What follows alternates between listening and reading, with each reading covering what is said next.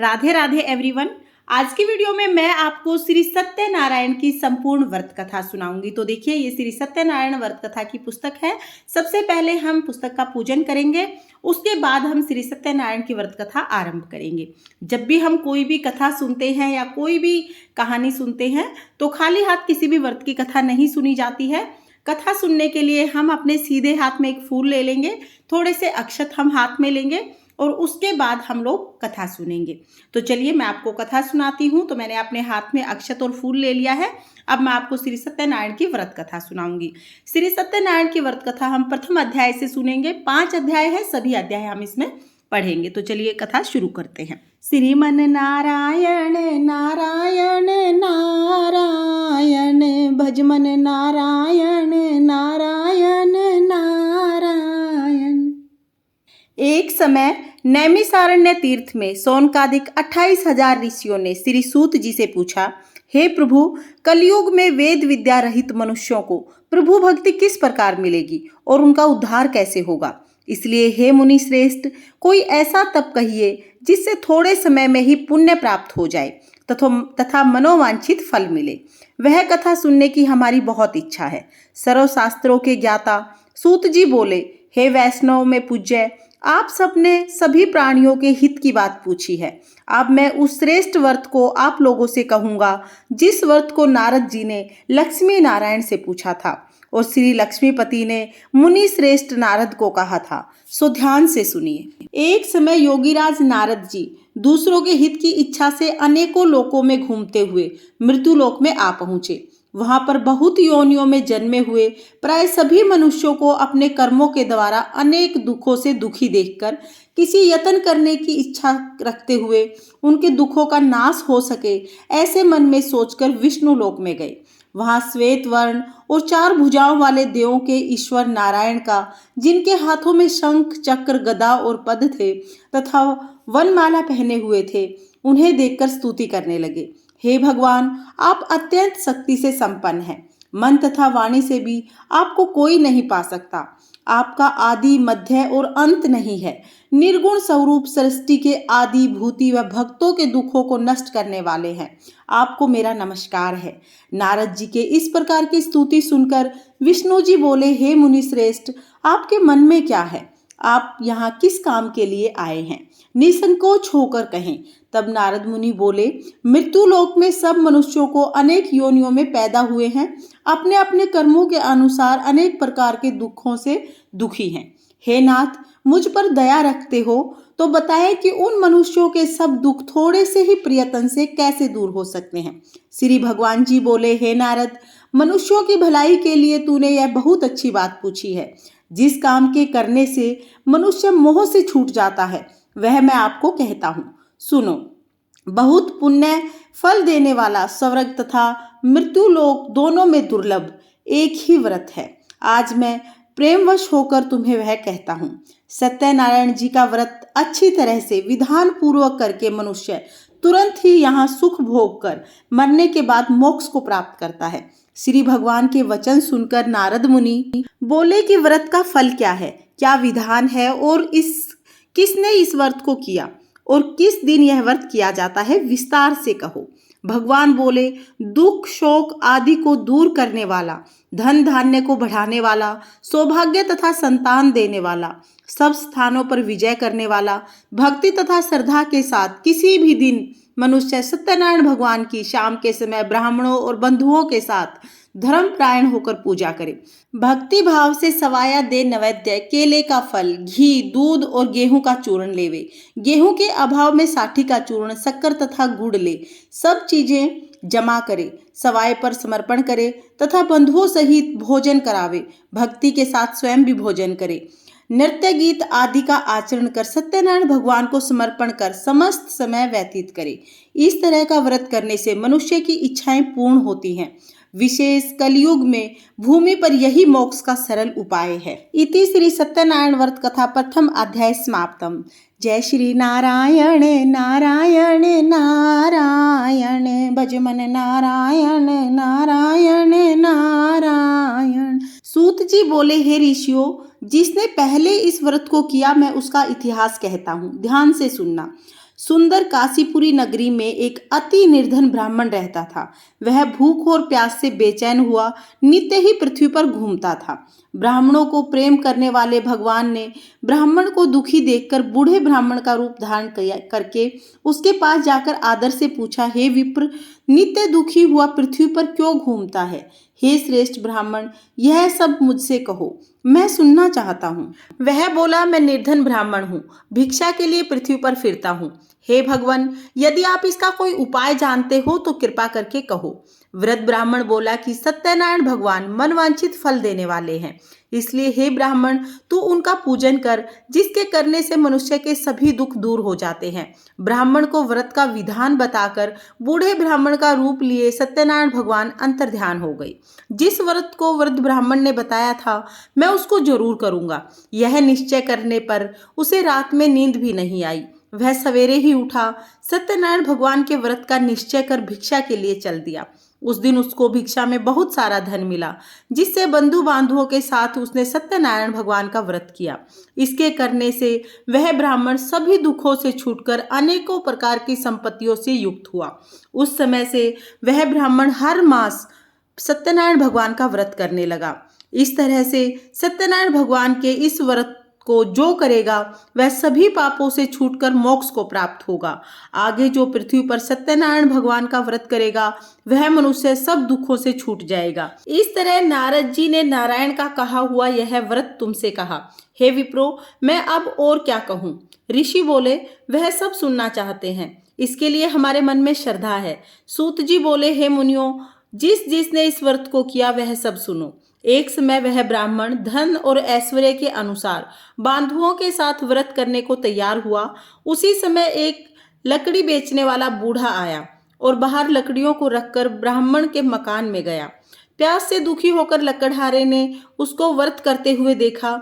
लकड़हारे ने ब्राह्मण को नमस्कार करके कहा कि आप ये क्या कर रहे हैं और इसके करने से क्या फल मिलता है? कृपा करके आप मुझसे कहो। ब्राह्मण ने कहा, सब मनोकामनाओं को पूर्ण करने वाला यह सत्यनारायण भगवान का व्रत है। इसकी कृपा से मेरे यहाँ धन धान्य आदि में वृद्धि हुई है। ब्राह्मण के इस व्रत के बारे में जानकर लकड़हारा बहुत ही प्रसन्न हुआ। चरणामृत लेकर, प्रसाद लेकर उसके बाद अपने घर गया। लकड़हारे ने मन में इस प्रकार का संकल्प किया कि आज गांव से लकड़ी बेचकर जो भी धन प्राप्त होगा उससे वह सत्यनारायण भगवान का व्रत करेगा। लकड़हारे ने मन में इस प्रकार का संकल्प किया कि आज ग्राम में लकड़ी बेचकर जो भी धन मुझे प्राप्त होगा उससे मैं सत्यनारायण भगवान का व्रत करूंगा।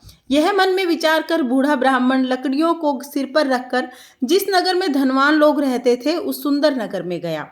उस रोज वहां पर उसे लकड़ियों के बहुत अच्छे दाम मिले। पहले से 4 गुना दाम में लकड़ी बिकी। दाम लेकर वह अति प्रसन्न होकर केले का फल लिया, शक्कर ली, दूध ली, दही लिया और गेहूं का चूरन लिया इत्यादि सभी सामान लेकर सत्यनारायण भगवान के व्रत की कुल सामग्री को अपने घर लाया। फिर उसने अपने भाइयों को बुलाकर विधि के साथ भगवान जी का पूजन और व्रत किया। उस व्रत के प्रभाव से बूढ़ा लकड़हारा धन, पुत्र आदि से युक्त हुआ और समस्त सुख भोग कर अंत में बैकुंठ को चला गया। इति श्री सत्यनारायण व्रत कथा 2 अध्याय समाप्तम। श्रीमन नारायण नारायण नारायण, भजमन नारायण नारायण नारायण। सूत जी बोले, हे मुनि श्रेष्ठ, अब आगे की कथा कहता हूँ, सुनो। पहले समय में उल्कामुख नाम का एक बुद्धिमान राजा था। वह सत्यवक्ता और जितेंद्रिय था। प्रतिदिन देवस्थानों में जाता तथा गरीबों को धन देकर उनके कष्ट दूर करता था। उसकी पत्नी कमल के समान मुख वाली सती साध्वी थी। भद्रशिला नदी के तट पर उन दोनों ने सत्यनारायण देव का व्रत किया। उस समय में वहां पर एक साधु वैश्य आया। उसके पास व्यापार के लिए बहुत सारा धन था। नाव को किनारे पर ठहराकर राजा के पास गया और राजा को व्रत करते देखकर वह विनय करने लगा और पूछने लगा कि हे राजन, भक्ति युक्त चित्त से यह आप क्या कर रहे हैं? मेरी सुनने की इच्छा है, यह आप मुझे बताइए। राजा बोला, हे साधु, अपने बांधुओं के साथ पुत्र आदि की प्राप्ति के लिए यह महाशक्तिशाली सत्यनारायण भगवान का व्रत और पूजन किया जा रहा है। राजा के वचन सुनकर साधु आदर के साथ बोला, हे राजन, मुझसे इसका सब विधान कहो, मैं भी आपके कहे अनुसार इस व्रत को करूंगा। मेरी भी कोई संतान नहीं है। इस व्रत को करने से निश्चय ही मुझे संतान की प्राप्ति होगी। राजा से सब विधान सुन व्यापार से निवृत्त हो आनंद के साथ घर गया। साधु ने अपनी स्त्री से संतान देने वाले उस व्रत का समाचार सुनाया और कहा कि जब मेरे संतान होगी तब मैं इस व्रत को करूंगा। साधु ने ऐसे वचन अपनी स्त्री लीलावती को कहे। एक दिन उसकी स्त्री लीलावती पति के साथ आनंदित हो सांसारिक धर्म में परिवर्तित होकर सत्यनारायण भगवान की कृपा से गर्भवती हो गई तथा 10वें महीने में उसने एक सुंदर कन्या को जन्म दिया। दिन दिन वह कन्या इस तरह बढ़ने लगी जैसे शुक्ल पक्ष का चंद्रमा बढ़ता है। कन्या का नाम कलावती रखा गया।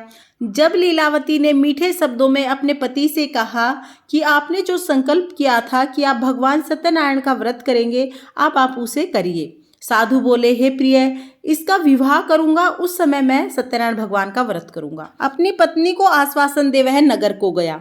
कलावती पितृगृह में वृद्धि को प्राप्त हो गई। साधु ने जब नगर में सखियों के साथ अपनी पुत्री को देखा तो तुरंत ही दूत बुलाकर कहा कि पुत्री के वास्ते कोई सुयोग्य वर देख कर लाओ। साधु की आज्ञा पाकर दूत कंचन नगर पहुंचे और वहां पर बड़ी खोज करके और देखभाल कर लड़की के वास्ते सुयोग्य वर देखा।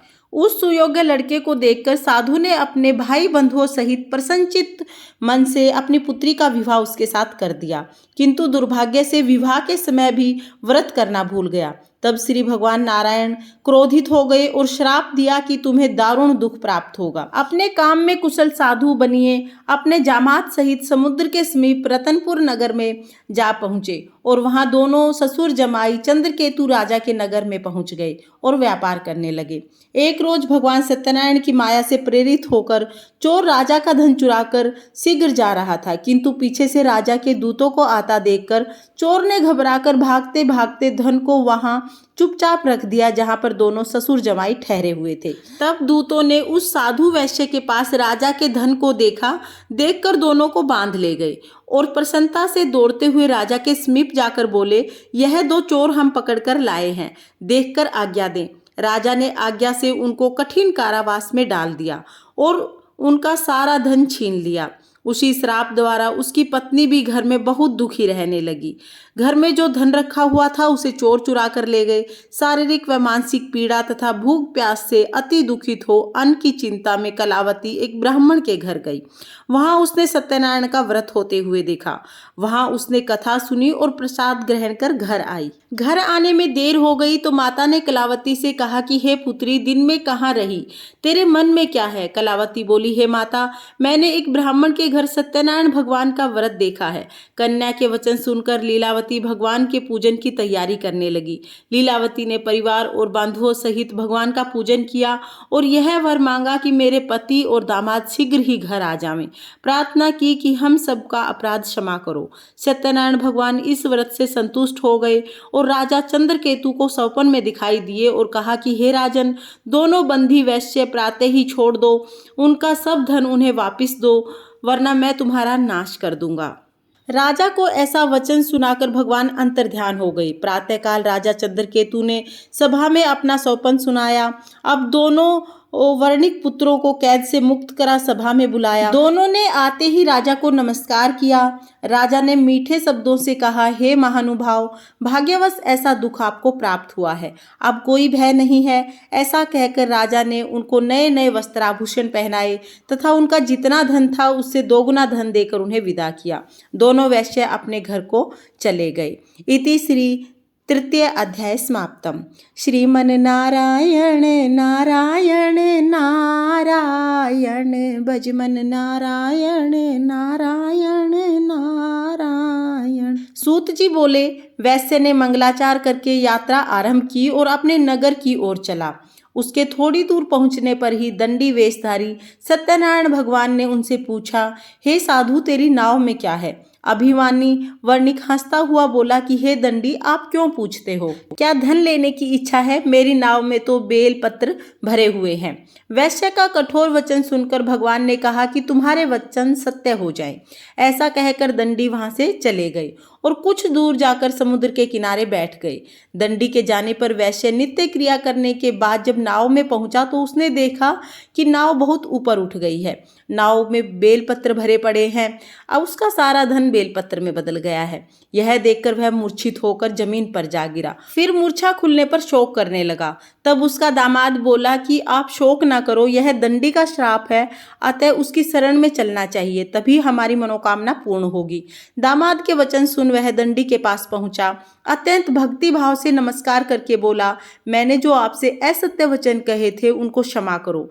ऐसा कहकर महान शोकाकुल हो रोने लगा। तब दंडी भगवान बोले, हे वर्णिक पुत्र, मेरी आज्ञा से बार बार तुम्हें दुख प्राप्त हुआ है, मैं तेरी पूजा से विमुख हुआ हूँ। साधु बोला, हे भगवान, आपकी माया से मोहित हो ब्राह्मण आदि भी आपके रूप को नहीं जान सकते, मैं अज्ञानी कैसे पहचान सकता हूँ। आप प्रसन्न हो जाएं, मैं सामर्थ्य के अनुसार आपकी पूजा करूँगा। मेरी रक्षा करो और पहले के समान नौका में धन भर दो। उसकी भक्ति युक्त वचन सुनकर भगवान प्रसन्न हो गए। उसकी इच्छा अनुसार वर देकर अंतर्ध्यान हो गए। तब उन्होंने नाव में जाकर देखा तो नाव धन से परिपूर्ण थी। फिर वह भगवान सत्यदेव का पूजन कर साथियों सहित अपने नगर को चला। जब वह अपने नगर के निकट पहुंचा तब दूत को अपने घर भेजा। दूत ने साधु के घर जाकर उसकी पत्नी को नमस्कार कर कहा कि साधु अपने दामाद सहित इस नगर के समीप आ गए हैं। ऐसा सुन सती ने बड़े हर्ष के साथ सत्यदेव का पूजन कर पुत्री को कहा कि मैं अपने पति के दर्शन करके आती हूँ, तू कार्य पूर्ण करके शीघ्र आना। माता के वचन सुनकर कलावती प्रसाद छोड़कर पति के पास गई। प्रसाद की अवज्ञा करने के कारण सत्यनारायण भगवान रुष्ट हो उसके पति को नाव सहित डुबा दिया। कलावती अपने पति को न देखकर रोती हुई जमीन पर गिर गई। इस तरह नौका को डूबा हुआ तथा कन्या को रोता देख साधु दुखी हो गए। हे प्रभु, मुझसे या मेरे परिवार से कौन सी भूल हुई है, उसे क्षमा करें। उसके दीन वचन सुनकर सत्यदेव भगवान खुश हो गए और आकाशवाणी की, हे साधु, तेरी कन्या मेरे प्रसाद को छोड़कर आई है, इसलिए इसका पति अदृश्य हुआ है। यदि वह घर जाकर प्रसाद खाकर लौटे तो इसे पति अवश्य मिलेगा। आकाशवाणी से ऐसा सुनकर कलावती ने घर पहुंचकर प्रसाद खाया। फिर उसने आकर अपने पति के दर्शन किए। तब वैश्य परिवार के सब लोग बहुत प्रसन्न हुए। फिर साधु ने बंधु बांधवों सहित सत्यदेव का विधि पूर्वक पूजन किया। उस दिन से हर पूर्णिमा व हर संक्रांति को सत्यनारायण का पूजन करने लगा। फिर इस लोक में सभी सुखों को भोग कर अंत में स्वर्ग को गया। श्रीमन नारायण नारायण नारायण, भजमन नारायण नारायण नारायण। सूत जी बोले, हे ऋषियों, मैं और भी एक कथा कहता हूँ, सुनो। प्रजा पालन में लीन तुंगध्वज नाम का एक राजा था। उसने भी भगवान का प्रसाद त्याग कर दुख पाया था। एक समय वन में जाकर पशुओं को मारकर बड़ के पेड़ के नीचे आया।